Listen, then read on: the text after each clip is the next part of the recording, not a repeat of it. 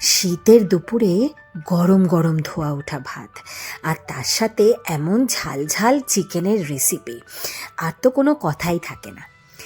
গোটা রসুন গোটা পেঁয়াজ দিয়ে তৈরি করা এমন লোভনীয় ঝাল ঝাল চিকেনের রেসিপি একবার অবশ্যই আমার মতন করে কিন্তু তোমরা ট্রাই করো, ভীষণ ভালো লাগবে। চলো রেসিপিটা শেয়ার করি। চিকেনটাকে ভালো করে ওয়াশ করে নিয়েছিলাম, আর এরপরে আদা রসুন লঙ্কার পেস্ট অ্যাড করলাম। এরপর একে একে গোটা পেঁয়াজ গোটা রসুন টমেটো কুচি স্বাদ মতো নুন হলুদ গুঁড়ো লঙ্কা গুঁড়ো অ্যাড করে ভালো করে মিক্সড করে নিলাম। আমি কখনোই চিকেন বা মাটনে জিরে গুঁড়ো ধনে গুঁড়ো অ্যাড করি না, তাই এই ক্ষেত্রেও আমি কোনো কিছু মিক্সড করিনি। তোমরা যারা জিরে গুঁড়ো ধনে গুঁড়ো দিয়ে মাংস খাও তারা কিন্তু অবশ্যই এর মধ্যে অ্যাড করতে পারো। এর মধ্যে অবশ্যই অ্যাড করলাম অনেকটা পরিমাণ কাঁচা সর্ষের তেল। এরপর ভালোভাবে কিন্তু এটাকে হালকা হাতে ম্যারিনেট করে নিলাম, আধা ঘন্টা রেস্টিং টাইম দিলাম।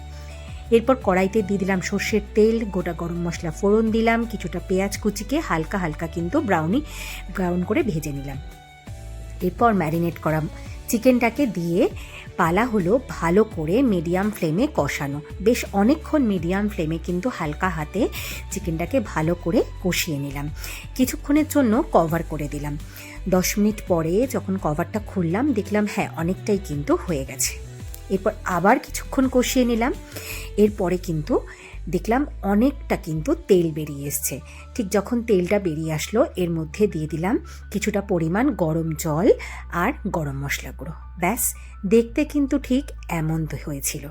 এরপরে কি বেশ অনেকক্ষণ কভার করে রেখে দিলাম।